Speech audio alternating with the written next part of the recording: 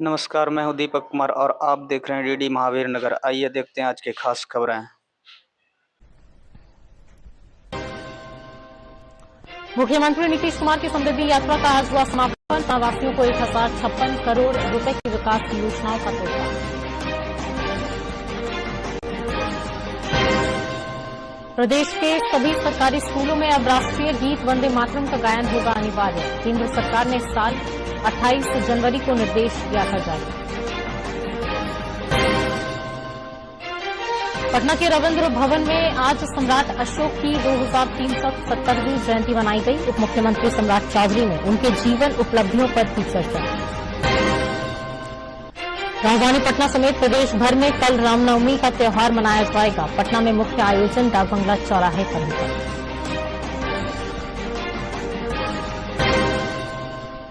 कला संस्कृति विभाग और सीवान जिला प्रशासन की ओर से मां गढ़देवी चैत नवमी महोत्सव का हुआ आयोजन। कलाकारों ने दी सांस्कृतिक प्रस्तुति।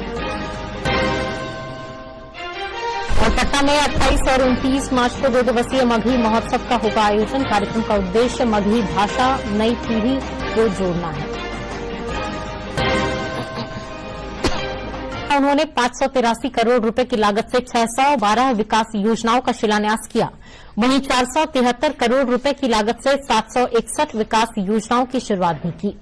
हमारे संवाददाता मधुरेश नारायण ने नीतीश कुमार की समृद्धि यात्रा का जायजा लिया है। आने वाले समय में इतिहास लिखा जाएगा। सब जगह सोच के कमाई निकली तो हम कह रहे हैं मंत्री जल संसाधन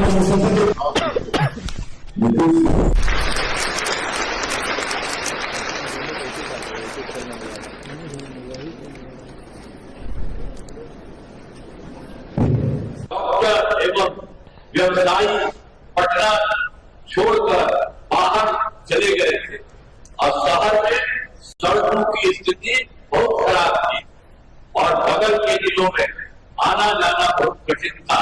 पूरे जिले में बिजली का हाल बहुत बुरा।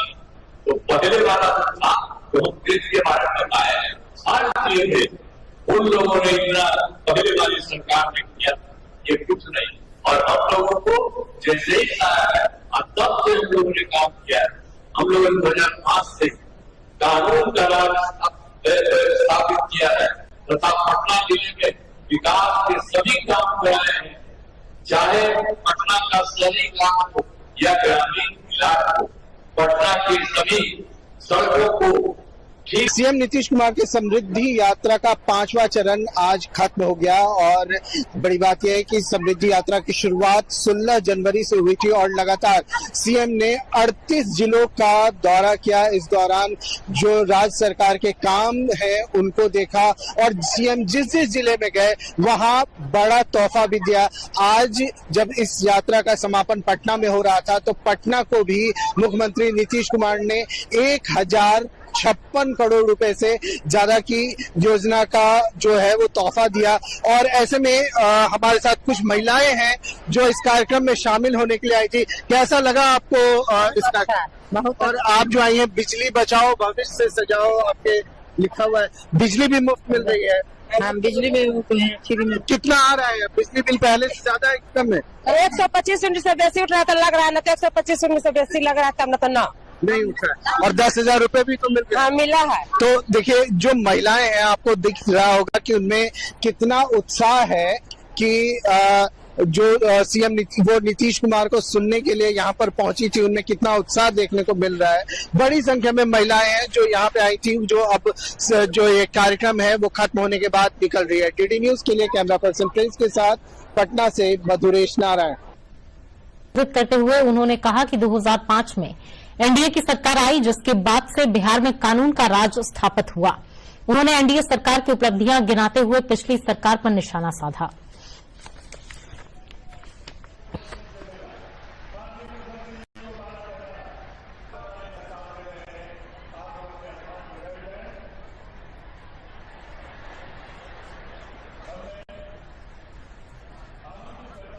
जब से हम लोगों की सरकार आई तो सब काम शुरू किया।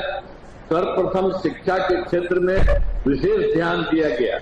हम लोगों ने बड़ी संख्या में नए स्कूल खोले, नियोजित शिक्षकों की बहाली की, लड़के लड़कियों के लिए पोशाक और साइकिल योजना चलाई। तो जो हम कर रहे थे तो कुछ लोग उसमें कहता था कोई सरकार, हम कहा कि नहीं, आप ही लोग सरकार बना लीजिए। तो ये लोगों ने 2006 से 3,68,000 नियोजित शिक्षक उन लोगों ने बने थे। ये काम चलता था। प्रधानमंत्री नरेंद्र मोदी के नेतृत्व में काफी प्रयास हो रहे हैं, इसलिए सर्वदलीय बैठक बुलाई गई। लोकसभा और राज्यसभा में भी प्रधानमंत्री मोदी ने स्थिति के बारे में बताया। युद्ध की स्थिति, कई देशों में आपस में युद्ध चल रहा है, अमेरिका, इजराइल, ईरान और भी खाड़ी के देशों में।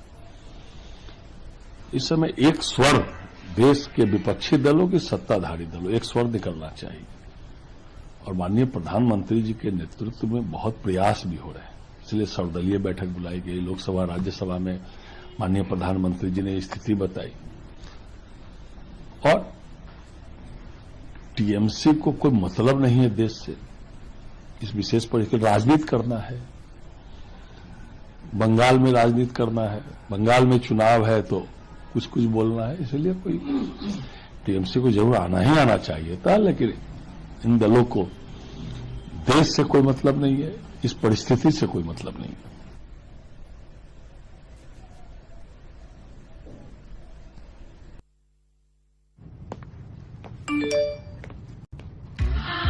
$10 लाख की लॉटरी मुझे, वाओ! फर्जी ऑफर्स से सावधान। आरबीआई कहता है जानकार बनिए, सतर्क रहिए।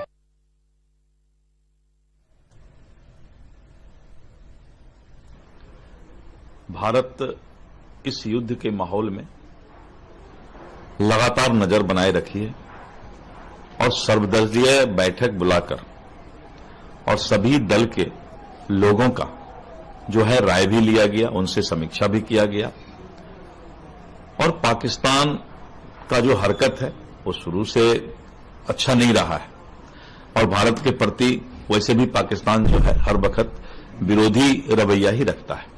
इसीलिए यह स्पष्ट है कि भारत किसी के सामने झुकेगा नहीं, लेकिन भारत हर वक्त पूरे विश्व में शांति चाहता है, युद्ध नहीं चाहता है। रास्ते पर चलना होगा। बागडोर संभाली और बिहार के विकास के लिए वो हमेशा कोशिश करते रहे और आज भी वो कोशिश कर रहे हैं। समृद्धि यात्रा दरअसल नीतीश कुमार के उन सपनों को साकार करना है जो बिहार को विकसित राज्यों के श्रेणी में लाने की कोशिश कर रहे हैं और ये समापन को समापन न समझा जाए, यह हर समापन एक नई शुरुआत होती है और नीतीश कुमार एक नई शुरुआत के साथ बिहार को आगे जाएंगे। अमेरिका द्वारा ईरान के हमले में लगभग 400 लोग मारे गए, जिसमें 200 बच्चे एवं 12 मिलिट्री स्टाफ हैं। इंटरनेट कनेक्टिविटी पर भी खतरा मंडरा रहा है, लोगों में दिन रात डर का माहौल है। U.S. President Donald Trump on Thursday said he was pausing attacks on Iran's energy plants for 10 additional days at the Iranian government's request, adding that talks are going very well. Trump's social post came after he stressed at a morning cabinet meeting that Iranian officials were desperate for a deal to end the war that he and Israel launched last month. They now have a chance to make a deal, but that's up to them. A senior Iranian official told Reuters on Thursday that he proposed. Iran के सेना अध्यक्ष ने कहा कि युद्ध किसी भी मसले का समझौता नहीं, दोनों पक्ष युद्ध समाप्ति का स्वयं निर्णय लें।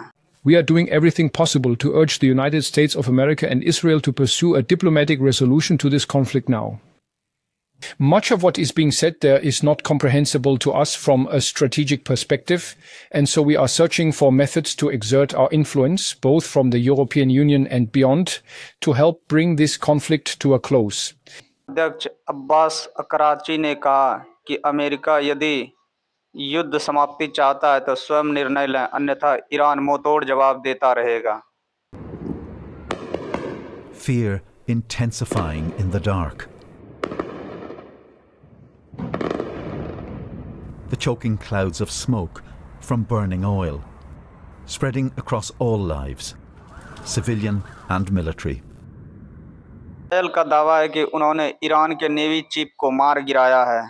now has ordered a 48-hour surge in attacks on Iran's missile and nuclear infrastructure, aiming to maximize damage before any halt in fighting. Israeli officials warn the U.S. proposal may not fully restrict Iran's nuclear or ballistic missile programs. Waves of IDF airstrikes are ongoing, targeting weapons sites, air defense systems, and missile launch positions. An Israeli official says a senior IRGC naval commander, Ali Reza Tangsiri, was killed in a strike in Bandar Abbas. The official says Tangsiri was responsible for the closure of the Strait of Hormuz. Israel ने उनके military site एवं nuclear centre पर भी हमला किया. And productive, even as Tehran reviews a U.S. proposal to end the war. Reports say Washington sent a 15-point plan, but the White House says some details published are not accurate. Let's take a listen. The remaining elements of the Iranian regime have another opportunity to cooperate with President Trump, permanently abandon their nuclear ambitions, and cease actively threatening America and our allies. But the president's preference is always peace. There does not need to be any more death and destruction. But if Iran fails to accept the reality of the current moment, if they fail to understand that they have been defeated militarily and will continue to be, President Trump will ensure they are hit harder than they have ever been hit before. President Trump does not bluff, and he is prepared to unleash hell. Iran should not miscalculate again. Their last miscalculation cost them their senior leadership, their Navy, their Air Force, and their air defense system. Any violence beyond this point will be because the Iranian regime refused to understand they कार्रवाई में Iran ने Haifa, Dimona, हैड्रा एवं तेल अवीव पर हमला किया.